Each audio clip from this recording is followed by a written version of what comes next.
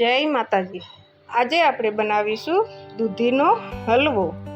હિન્દીમાં તેને લૌકીનો હલવો કહેવાય। હવે આપણે 1 કિલો દૂધી લીધી છે।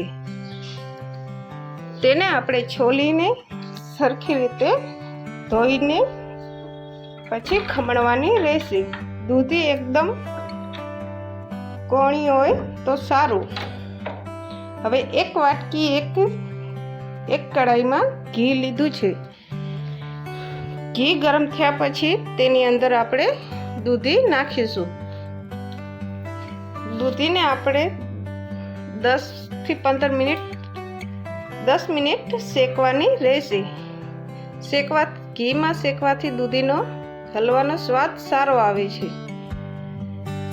મારા વિડીયોને લાઈક, શેર અને સબસ્ક્રાઈબ કરી આપજો અને શેર પણ કરજો તો બીજા પણ મારો વિડીયો જોઈ શકે।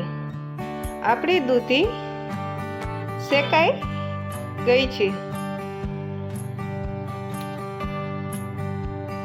સરસ રીતે આપણી દૂધી હવે શેકાઈ ગઈ છે। તો તેની અંદર હવે આપણે 1 કિલો દૂધી લીધી છે તો મેં અહીંયા 1 લીટર દૂધ લીધું છે।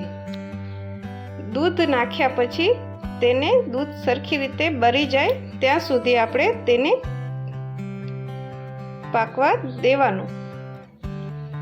માવો નાખવાની જરૂર નહીં પડે કેમ કે 1 લીટર દૂધ 1 કિલો દૂધીમાં સરખી રીતે માવાની જેમ જ સ્વાદ દેશે। હવે આપણે તેની અંદર ગ્રીન ફ્રૂટ કલર નાખ્યો છે। આપણું દૂધ ઘણ ખરું બળી ગયું છે। સરસ રીતે માવા જેવું થઈ ગયું છે। હજી પણ થોડુંક આપણે તેને ઘી છૂટું થાય ત્યાં સુધી આપણે તેને હલવતા રહેવાનું રહેશે। તેની અંદર આપણે ખાંડની બધું હવે નાખવાનું। 1 વાટકી ખાંડ નાખી છે મેં।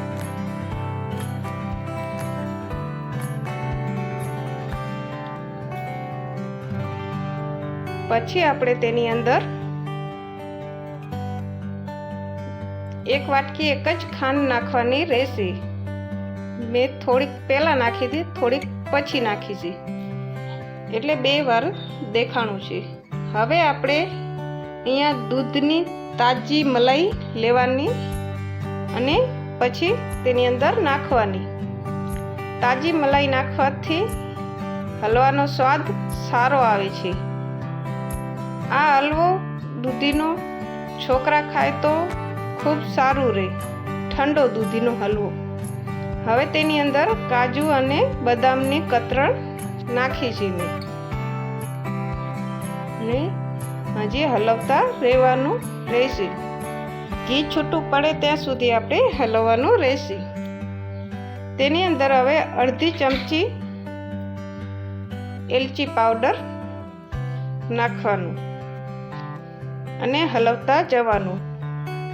હલવવાનું ધ્યાન રાખવાનું, ખાંડ ને દૂધ બધું નખાઈ ગયું છે તે માટે આપણે હલવતું રહેવું જોઈશે, નકે નીચે ચીપકી જશે। એટલે હલવતું તો રહેવાનું। હવે આપણું ઘી છૂટું પડવા માંડ્યું છે।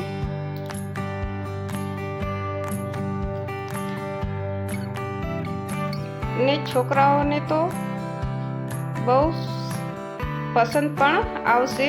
આવી રીતના જે દૂધી ના ખાતું હોય તે પણ ખાવા શીખી જશે। હવે આપણું ઘી છૂટું પડી ગયું છે। હલવાનો કલર પણ સારો આવ્યો છે અને હલવો પણ તૈયાર થઈ ગયો છે।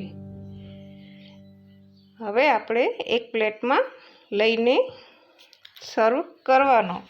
મેં ઉપરથી કાજુ બદામની કતરણ નાખી છે।